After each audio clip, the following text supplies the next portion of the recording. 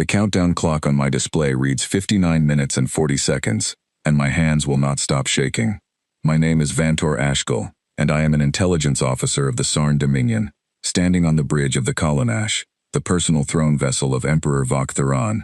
Below us, filling the entire forward window, hangs a blue and green world the natives call Earth. We have crossed 11,000 years of conquest to reach this moment, and in less than 1 hour, this planet will belong to us. That is what everyone around me believes. That is what I believe too, until the silence started to feel wrong. The bridge is full of quiet confidence. Officers move between stations with practiced calm, checking weapon arrays that could turn a continent to ash, reviewing troop transports that have never once been used, because no species has ever forced us to use them. Every world we have approached in this way has surrendered before the countdown reached 0. Some surrendered in the first 5 minutes. There is a name for what we do. We call it the silent hour. 1 hour to decide between existence and destruction. No civilization has ever chosen destruction. I was assigned to this fleet because I speak more human languages than anyone else in the Dominion. For 6 years I listened to Earth's broadcasts, their music, their arguments, their strange and endless news channels. I learned their words long before I ever expected to stand above their planet giving them an order to kneel. I thought I understood them. I was wrong about that too, though I did not know it yet. The Emperor stands at the center of the bridge, tall and still, his robes catching the light from the crystal displays. He does not raise his voice often. He does not need to. When he speaks, every station falls silent. "Begin the broadcast," he says. I feed the recorded message into the translation array myself, converting our words into English, into every language spoken on that small blue world. My voice, filtered through the ship's systems, becomes the voice of an empire. "People of Earth, this is Emperor Vok Theran of the Sarn Dominion. Your world has been measured, studied, and judged. Resistance against our fleet is not possible. You have 1 hour to accept the terms of peaceful integration.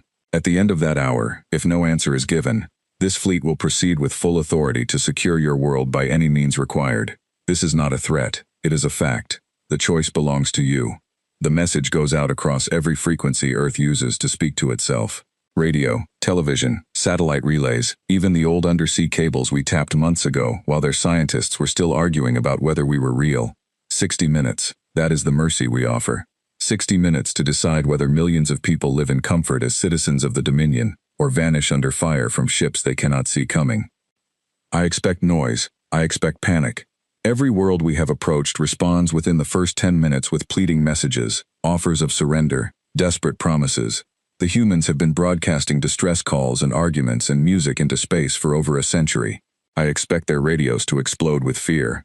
Instead, there is nothing. At first, no one on the bridge notices, because nothing is exactly what surrender sounds like in the final moments before someone submits. The silence feels like preparation, like a breath held before a door opens. The Emperor watches the countdown with his hands folded behind his back, unbothered, patient the way a predator is patient. I watch something else. I watch the sensor display. 50,000 vessels sit in a loose formation around the third planet, scattered without any pattern I recognize as tactical. Their engines are cold, their weapons show no active power signatures. To every analyst on this ship, it looks like a fleet that gave up before the fight even began, a graveyard of ships waiting for us to claim them. One junior officer near me actually laughs, a short, surprised sound, and says they must have already decided to run. I do not laugh. Something about the formation nags at me, though I cannot yet say what. 50,000 ships is not a small number. Even a frightened species does not build 50,000 ships, and then leave them drifting like empty shells for an enemy fleet to admire. Commander Sesh Dral, second in rank on this bridge, orders a deeper scan of the human fleet. I watch the results scroll across my console, and my unease grows heavier with every line. Life signs are minimal across most of the vessels. Weapon systems show power levels barely above dormant. These ships are not manned for a fight. They may not be manned for anything at all. Dral turns to the Emperor. "My lord," he says, "the enemy fleet appears to be a decoy, automated hulls, likely unarmed, or armed with weapons too weak to matter. Their true forces may be hidden, or may not exist at all." The Emperor's expression does not change. "Then their weakness is even greater than we believed," he says. "Let them watch their empty ships drift while their world burns in fear. It changes nothing. The hour will end the same way it always ends." I want to agree with him. Every part of my training tells me to agree with him. But I keep thinking about the broadcasts I studied for 6 years. The arguments Earth had with itself about war and peace and pride.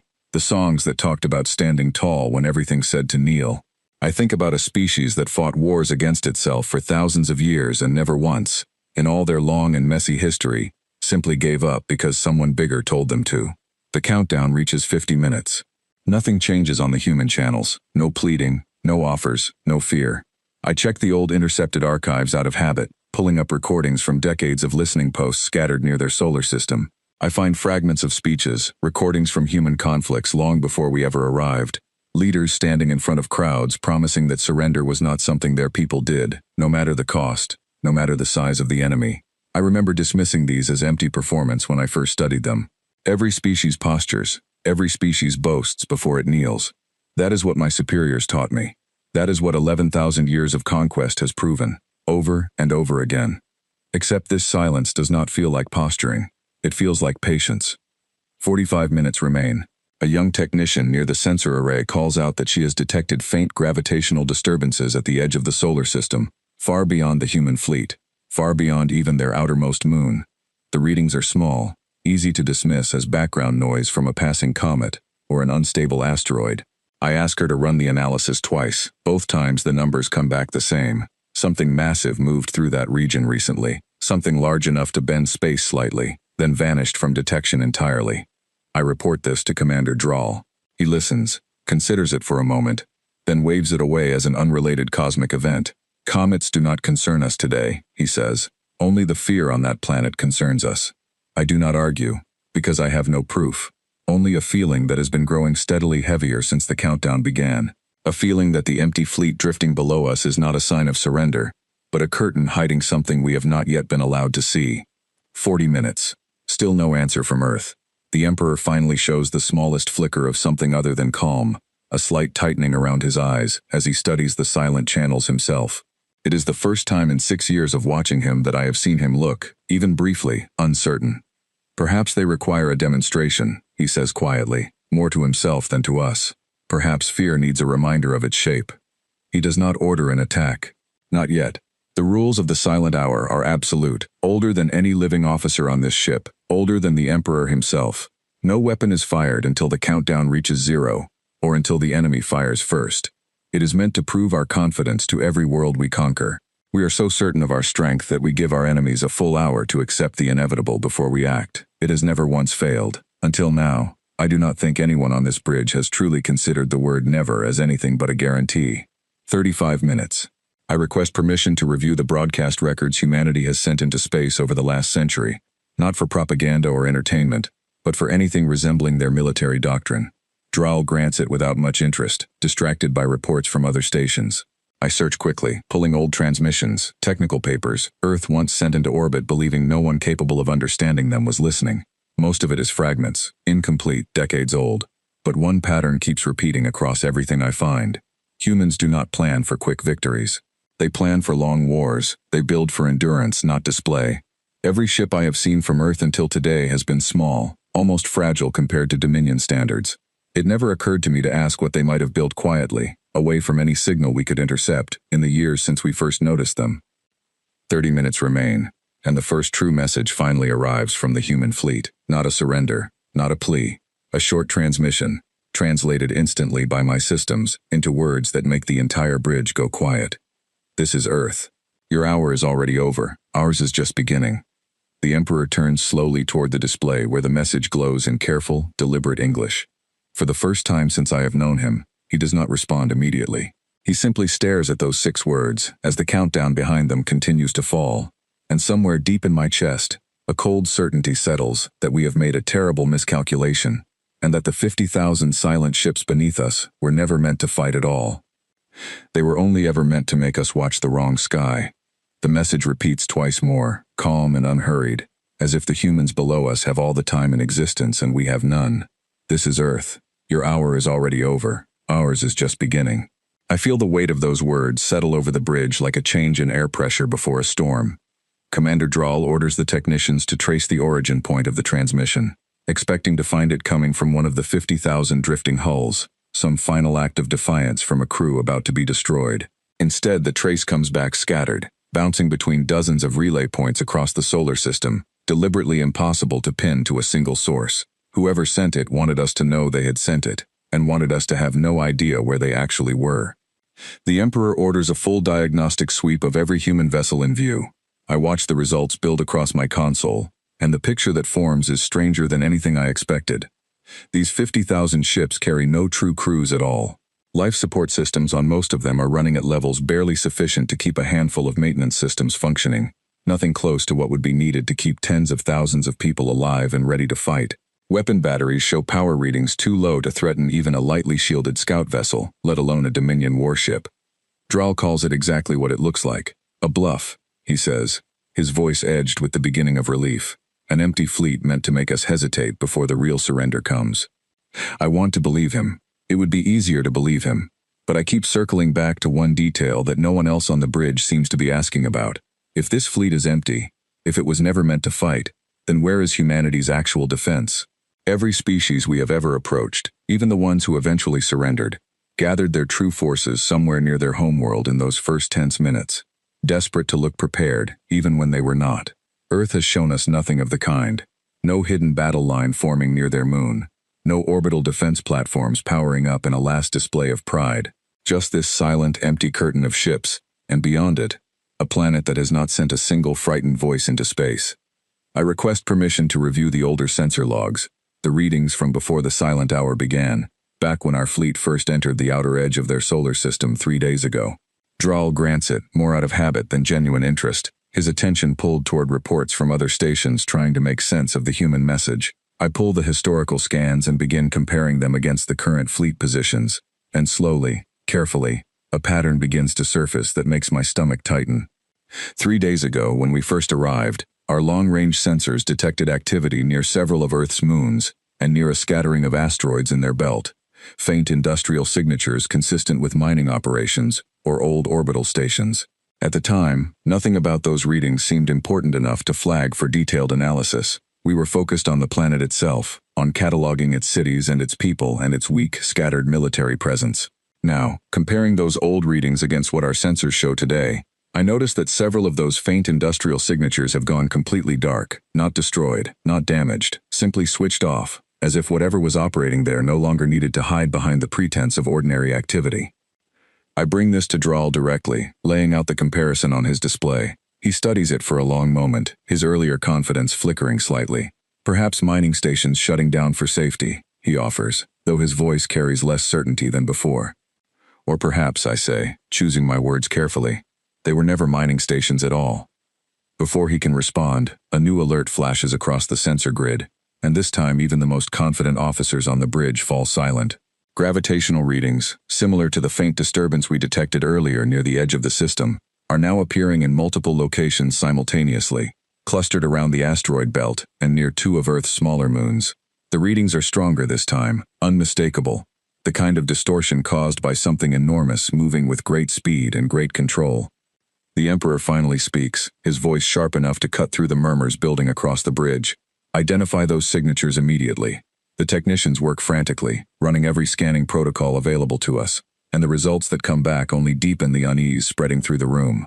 Whatever is generating those distortions is shielded against every detection method we possess, visible only in the brief moments before it moves again, vanishing like a shadow slipping between one patch of darkness and the next. It is not one object. The readings suggest dozens of separate sources, possibly more, spread across a wide arc of space that curves around behind our own fleet's position. I feel the shape of the trap before I fully understand it, the way you sense a held breath in a room before someone finally exhales. The 50,000 ships beneath us were never meant to be humanity's true defense. They were placed exactly where we would look, drifting and silent and unmanned, drawing every sensor and every eye toward the empty spectacle of a fleet too weak to matter, while something else moved into position around us, hidden by the very confidence that has carried the Dominion through 11,000 years of unbroken conquest. I share this thought with Drall, my voice lower now, careful not to let it carry to the Emperor before I am certain. Commander, I believe the human fleet in view was deployed as a distraction.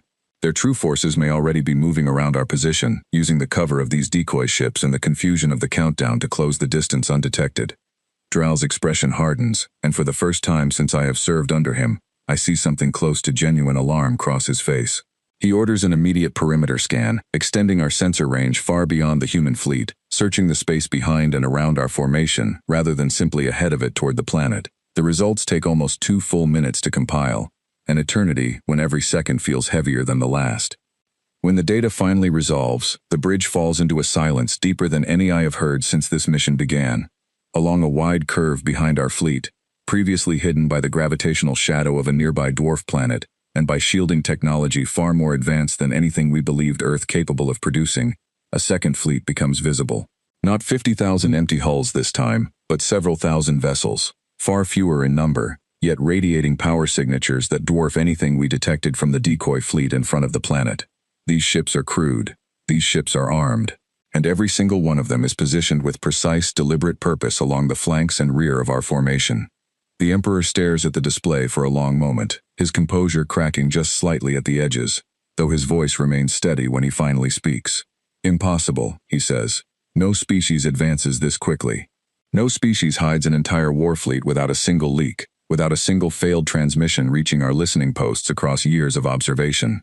I think of 6 years spent studying human broadcasts, searching for signs of fear, of desperation, of the posturing every conquered world displays before it finally kneels.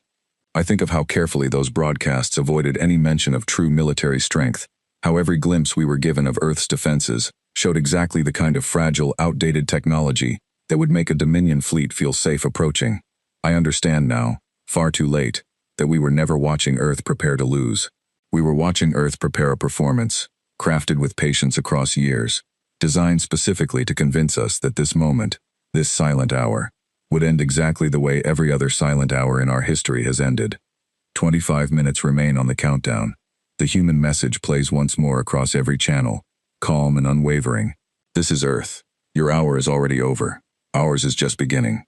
Drall turns to the Emperor, urgency finally breaking through the rigid formality that governs every interaction on this bridge. My lord, I recommend we abandon the silent hour protocol and move to immediate defensive positioning. Whatever this second fleet intends, we should not remain vulnerable while we wait for a countdown that clearly no longer serves any purpose. The Emperor is silent for a long moment, and I understand in that silence the true weight of what is being asked of him. The silent hour is not simply tradition. It is the foundation of everything the Dominion has built its reputation upon, a symbol of such overwhelming confidence that no enemy has ever dared to test it. To abandon it now, in front of every officer on this bridge, in front of a species he has already declared conquered, would be to admit that the confidence itself might have been misplaced from the very beginning. "We will not break protocol for a bluff," he finally says, though his voice carries less certainty than his words intend. "Continue the countdown. Reinforce shields to standard combat levels as a precaution, nothing more. Earth will surrender before the hour ends, as every world before them has surrendered." I want to speak, to point out that nothing about this situation resembles any world we have conquered before, but rank and protocol hold my voice in place even as every instinct I have built over years of studying this species screams that we are standing in the exact center of a trap that has been years in the making. I watch the countdown continue its steady fall, watch the hidden fleet hold its position with a patience that feels less like desperation and more like discipline, and I understand, with a certainty that chills me far more than any weapon readout ever could, that we have already lost something today that the Dominion has never lost before. We have lost the certainty that we understand our enemy. 20 minutes remain, and somewhere beyond the edge of our sensors, I sense that Earth is simply waiting for us to make the last mistake that will bring this countdown to an end on their terms, not ours. 20 minutes on the countdown, and the bridge of the Kalinash has transformed from a place of quiet confidence into something closer to a held breath spread across 100 officers. I stand at my station, watching the hidden human fleet hold perfectly still along the edges of our formation, and I try to understand what kind of species builds a trap this precise, then simply waits inside it without firing a single shot. Commander Drall has ordered every gunnery station to full readiness, though the Emperor's restriction remains in place. No weapon may fire until the countdown reaches 0, or until the enemy strikes first. It is the oldest law of the Dominion military, older than any ship in this fleet, and even now, with a hidden war fleet surrounding us, no one on this bridge dares suggest breaking it without the Emperor's direct order. I return to my console and pull every fragment of human history I can access from our archives, searching for something that might explain the shape of what is happening around us. I find records of ancient human conflicts, long before space travel, where smaller forces repeatedly defeated larger ones not through greater strength, but through patience, misdirection, and a willingness to let an enemy believe exactly what the enemy wanted to believe. I find records of engineers and scientists who spent years building weapons in secret, hidden from rivals who never once suspected the quiet workshops down the street held the seeds of a war they would eventually lose. I begin to understand that the emptiness of the 50,000 decoy ships and the terrible precision of the hidden fleet are not separate events. They are two halves of the same design, built by a species that has spent its entire history learning how to survive against opponents stronger than itself. 15 minutes remain.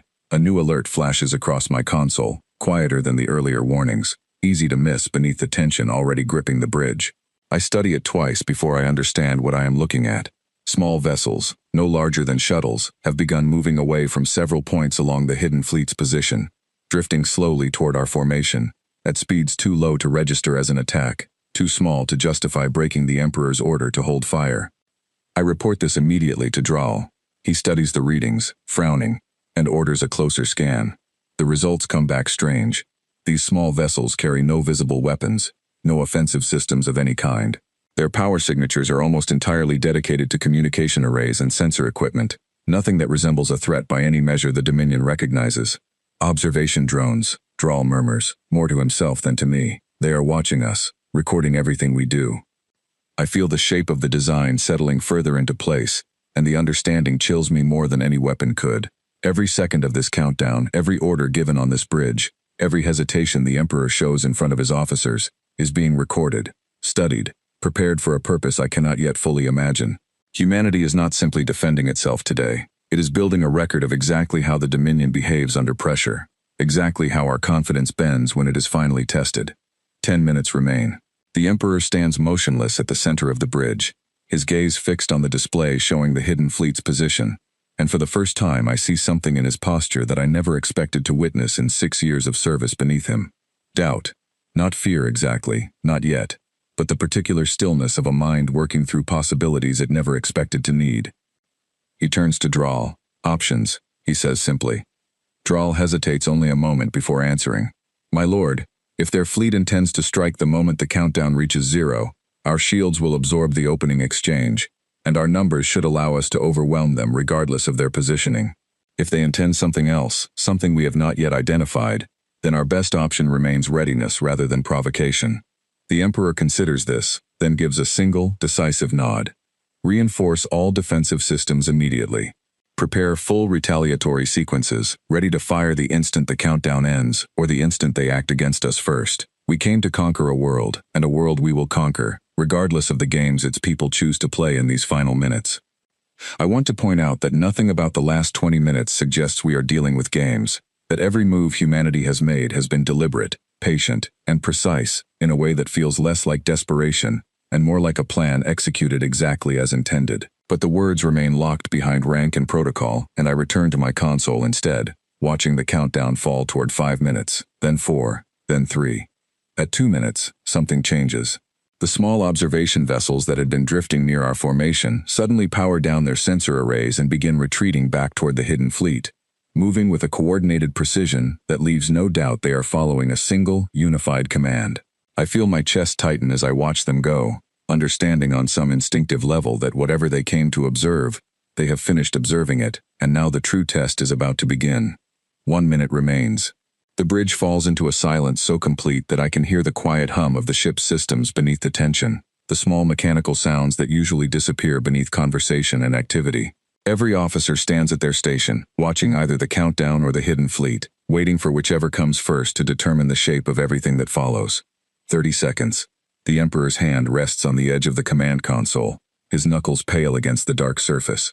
I realize, watching him, that even now, even with everything we have discovered in the last hour, some part of him still believes that Earth will surrender in these final seconds, that the ancient pattern of the silent hour will hold exactly as it always has, that 11,000 years of unbroken success cannot possibly end here, against a species we first noticed only decades ago. 10 seconds. 5. The countdown reaches 0, and for a fraction of a heartbeat, absolutely nothing happens. The bridge holds its collective breath in that impossible silence, and I allow myself, for one brief and foolish moment, to believe that perhaps the Emperor was right after all, that the humans have simply run out the clock in some final act of stubborn defiance, before finally sending the surrender we have waited an hour to receive. Then the sensors erupt with light. Every ship in the hidden human fleet moves at once, their engines flaring to life with a precision that suggests the command was given long before the countdown ever reached zero, waiting only for that exact moment to execute. They do not charge toward us in the chaotic, desperate rush I would expect from a smaller force facing overwhelming numbers. They move instead like a single organism, flowing into positions along the exact gaps in our formation, where our shield coverage overlaps least effectively, gaps that should be nearly impossible to identify without detailed knowledge of Dominion shield architecture. I feel a cold certainty settle over me as the first strikes land, precise and devastating, targeting not the thickest armor of our largest vessels but the specific junctions where shield generators connect to hull structure, points of weakness that our own engineers consider nearly theoretical, so difficult to strike that no enemy has ever managed it before. Ship after ship along our outer formation shudders under impacts that should not be possible with the weapon technology we believed Earth possessed only hours ago. Draal shouts orders across the bridge, his composure finally breaking under the strain of watching decades of military doctrine collapse in real time. Return fire, full spread, target their lead vessels. The Kalanash's own weapon batteries power up around us, and I feel the ship shudder as it unleashes its first offensive strike of the engagement, a wall of energy aimed at the nearest human vessels. The strike should be devastating. Against any fleet we have encountered before, it would have been. Instead, I watch in disbelief as the human ships scatter with impossible speed, their formations breaking apart and reforming in patterns that seem to anticipate exactly where our weapons will fire before we fire them. Only a handful of shots connect, and even those seem to do less damage than our targeting systems predicted, as if the human vessels carry defensive systems specifically calibrated against the exact weapon signatures the Dominion has used for centuries. I finally understand, watching this unfold, why the 50,000 decoy ships mattered so much beyond simply distracting our attention. They were not only a curtain to hide the true fleet behind them, they were also a study. Every scan we ran against those empty hulls during the countdown, every attempt to analyze their weak point and their systems, fed directly into whatever process the true human fleet used to calibrate its own defenses in these final minutes before the engagement began. We spent the entire hour unknowingly showing our enemy exactly how we intended to fight them. The Emperor's voice cuts through the chaos building across the bridge, sharp with an authority that still carries the weight of 11,000 years of unbroken command, even as everything around us suggests that authority may finally be meeting its limit. Divert full power to forward shields. Concentrate our fire on their capital vessels. We have faced greater numbers before and prevailed. We will prevail again today. But even as he gives the order, I notice something on my display that makes the cold certainty in my chest deepen into something closer to genuine alarm. The human fleet is not simply fighting with skill and precision, it is fighting with patience, drawing our largest vessels into positions that seem almost too convenient, hurting our formation with subtle, deliberate maneuvers rather than brute force, the way a skilled hunter guides prey toward a waiting trap rather than simply chasing it down. I try to bring this observation to Draal, but the noise on the bridge has grown too loud, officers shouting damage reports and tactical updates over each other as the engagement intensifies around us. I watch the tactical display instead, tracking the slow, deliberate movement of the human formation, and I understand with growing dread that whatever they are herding us toward, we are still many minutes away from discovering what waits at the end of that careful, patient maneuver.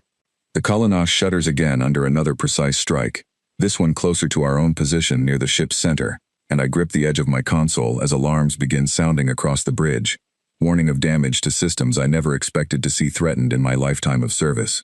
Somewhere beyond the chaos of the engagement I can still hear, faintly, through the ship's communication systems, the echo of that same calm human transmission, repeating one final time before the noise of battle drowns it out completely. This is Earth. Your hour is already over, ours is just beginning. Smoke fills the lower corridors of the Kalanash, though our ship carries no true fire, only the thick chemical haze released when shield generators overload and burn through their casings. I brace against my console as another impact rocks the bridge, and I watch the tactical display continue to shift in ways that no longer resemble anything close to a fair contest between forces. Draal shouts new orders, his voice hoarse now from an hour of tension finally breaking into open urgency. Fall back to secondary formation. Protect the flagship at all costs. Around us, the surviving vessels of our fleet attempt to comply, engines flaring as they try to pull back into a tighter defensive shell around the Kalanash. But the human ships anticipate the movement before it fully begins, sliding into the gaps our retreat creates with a timing that feels less like combat and more like a rehearsed performance they have practiced 1,000 times before this day ever arrived. I watch one of our largest support cruisers, the Threndel, attempt to shield the Kalanash's flank, only for 3 human vessels to strike its weakened generator junction in near-perfect unison. The exact vulnerability our own engineers considered too difficult for any enemy to reliably target. The Threndel's shields collapse entirely within seconds, and the ship drifts out of formation, crippled but not destroyed, its remaining systems venting atmosphere into the vacuum in a long silver plume visible even from our position. I realize, watching this happen again and again across our formation, that the humans are not fighting to destroy us. Ship after ship suffers the same pattern, precise strikes to shield junctions and propulsion systems, disabling rather than obliterating, leaving crews alive but powerless, vessels drifting but intact. It would be so easy to mistake this restraint for mercy, and some part of me, still clinging to the last shreds of Dominion pride, wants to believe that is exactly what it is. But watching the calm, controlled precision of every strike, I understand it is not mercy at all. It is control. Humanity is choosing exactly how much damage to inflict, exactly which systems to disable, with a confidence that leaves no doubt they could have chosen destruction instead, and simply decided against it for reasons of their own. The Emperor stands at the center of the bridge, his composure finally beginning to crack in ways I never expected to witness. His hands grip the edge of the command console tightly enough that I can see the strain in his posture even from across the room. Around him, officers deliver damage reports in increasingly strained voices, each one detailing another vessel disabled, another section of our formation collapsing under the weight of an attack we still do not fully understand. Status of the eastern flank, the Emperor demands, his voice carrying an edge I have never heard in 6 years of service beneath him. Collapsed, my lord, comes the reply. 17 vessels disabled, no losses reported, but all 17 are drifting without power, unable to rejoin the formation. Western flank, he demands next, and receives nearly identical news. Another significant portion of our fleet rendered helpless without a single vessel actually destroyed. I understand, listening to these reports accumulate, that humanity is not simply winning this engagement. They are demonstrating something, proving a point with a precision that feels almost surgical in its restraint, and I begin to suspect that whatever point they intend to prove, we are about to discover it whether we wish to or not. I return my attention to the tactical display, and notice the slow, deliberate herding pattern I identified earlier has nearly completed its purpose. The Kalanash, along with a small cluster of remaining escort vessels, has been pushed by the accumulated pressure of the engagement into a position nearly isolated from the rest of our fleet, surrounded on almost every side by human vessels that have stopped advancing entirely, holding their positions in a tight, controlled perimeter around us. I bring this to Draal immediately, my voice tight with the certainty of what it means. Commander, we have been isolated. The human fleet has stopped attacking. I believe they intend to force a direct confrontation with the flagship specifically. Draal's face pales as he studies the display himself, and for a long moment, neither of us speaks, understanding settling over the bridge in a silence that feels heavier than any alarm or damage report.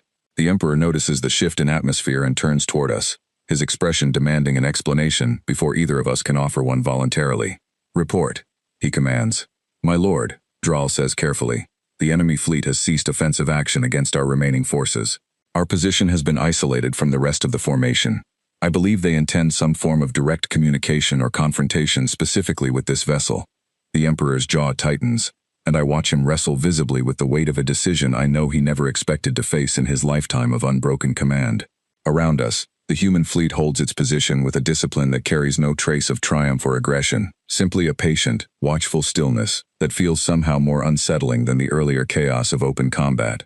A new transmission arrives, cutting through the tense silence of the bridge, and this time it does not repeat the earlier message. A new voice speaks instead, translated instantly by my own systems into the careful, measured tones of a language I recognize immediately as English, though the voice itself carries none of the fear or desperation the Dominion has come to expect from every conquered world before this one.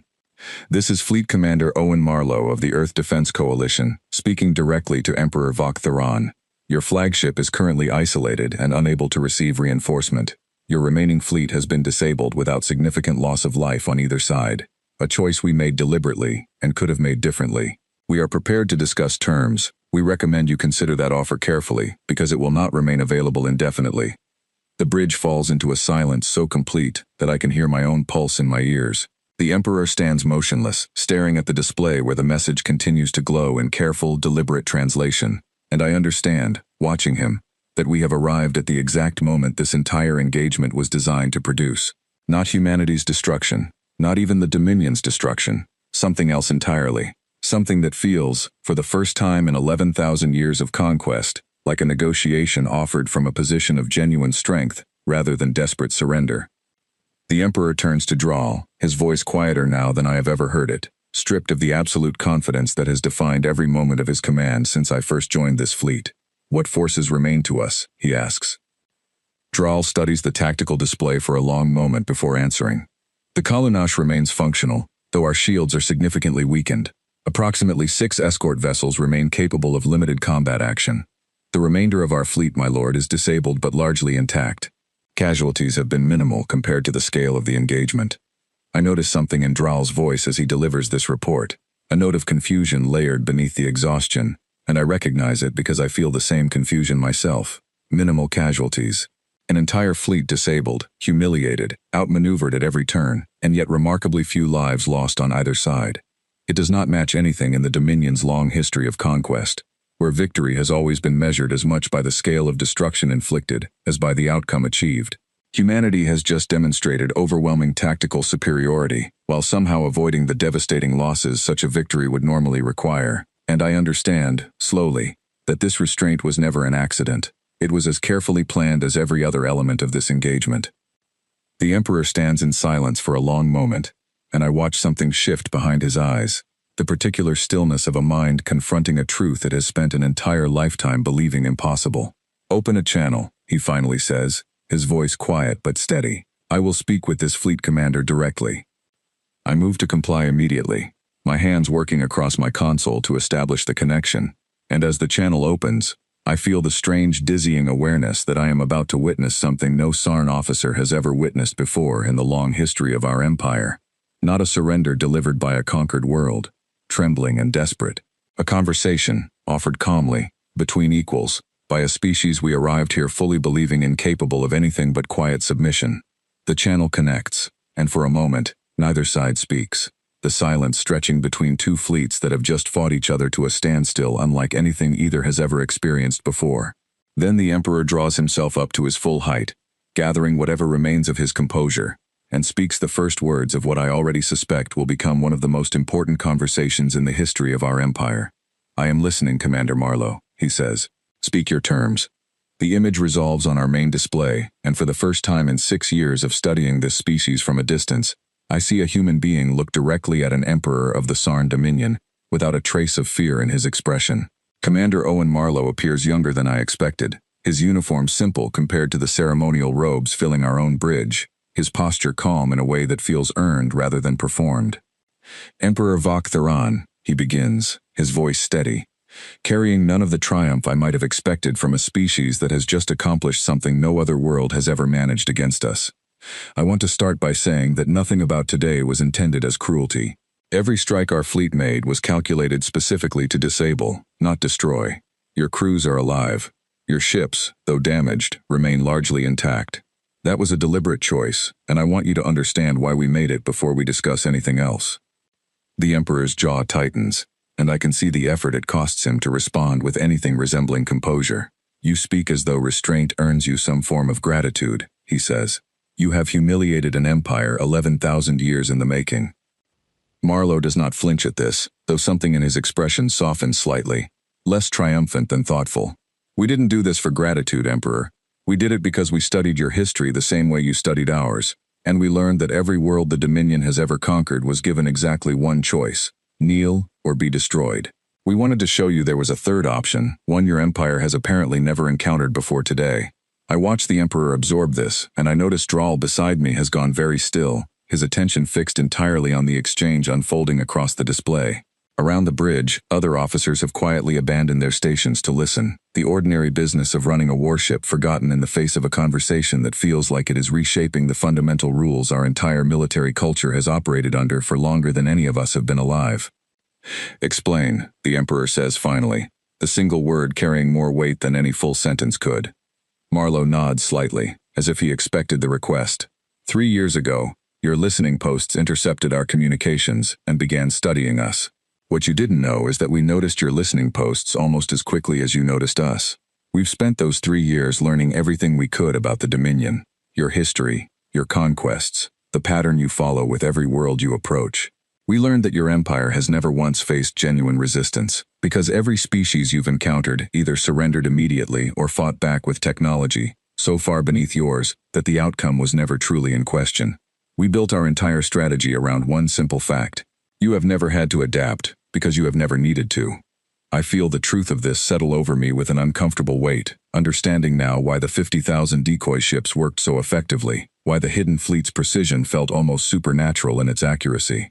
It was never supernatural. It was simply the result of a species studying its enemy, with the same careful patience the Dominion has spent millennia not needing to develop, because no one has ever forced us to. The Emperor is silent for a long moment before speaking again, his voice quieter now, stripped further of the imperial authority that has defined every word he has spoken since I first joined this fleet. What do you want from us now? He asks. What terms do you intend to demand? Marlowe's expression shifts, and for the first time, something that might be called satisfaction crosses his features, though it carries no cruelty in it. We're not interested in conquering your empire, Emperor. That was never the goal. We want 3 things, and I think you'll find them more reasonable than you expect. He raises a single finger. First, Earth remains independent, permanently, with no future demands for surrender or integration from the Dominion. Second, your empire will cease all further contact with our solar system, unless we initiate it ourselves. And third, and this is the part I suspect will surprise you most, we want you to carry a message back to every world within your empire that has ever surrendered to the Dominion, out of fear rather than genuine agreement. We want them to know that resistance is possible. We want them to know exactly what happened here today. I watch the Emperor's face carefully as this final term registers, and I understand immediately why Marlowe saved it for last. The first 2 terms are almost generous by the standards of what the Dominion typically demands from conquered worlds, but the third term is not generous at all. It is a deliberate strike aimed not at our fleet or our military strength, but at the very foundation of how the Dominion has maintained control over 11,000 years of conquered territory. An empire held together as much by the belief that resistance is impossible as by any actual military dominance. You ask me to plant the seed of my own empire's destruction, the Emperor says slowly, understanding dawning in his voice. Marlowe does not deny it. I ask you to tell the truth, Emperor. What your empire does with that truth is entirely up to you. But I think you already understand that a truth, once spoken, cannot be unspoken again. Every world under your control will eventually learn what happened here today, whether you tell them or we do. We'd simply prefer it come from you, with whatever dignity that choice allows you to keep.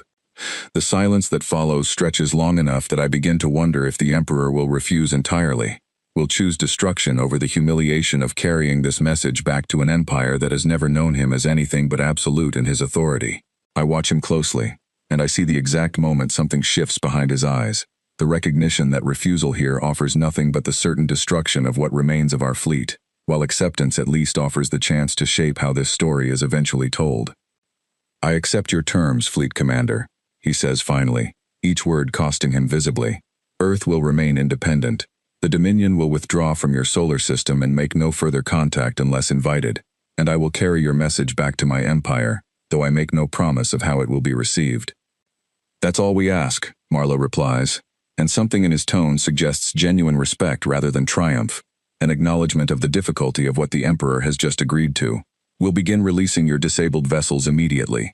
Your crews will find their propulsion and shield systems restored within the hour. We ask only that your fleet depart our system without further incident. The channel closes, and the bridge falls into a silence unlike anything I have experienced in 6 years of service. Around me, officers stand at their stations, processing the enormity of what has just occurred, an agreement negotiated not from a position of desperate surrender, but between 2 forces that have just proven themselves capable of standing against each other, as something closer to equals. I am pulled from my thoughts by a quiet request relayed through the ship's communication system, addressed specifically to me. Fleet Commander Marlowe has requested a brief conversation with the Dominion's lead intelligence officer, the one responsible for the linguistic translation of the initial ultimatum. I feel a strange mixture of apprehension and curiosity as I make my way to a private communication terminal, wondering what a human commander could possibly want from someone whose entire role in this engagement was simply translating threats into words his people would understand. The connection opens, and Marlowe's face appears before me, his expression calmer now, more relaxed than the careful formality he maintained during his conversation with the Emperor.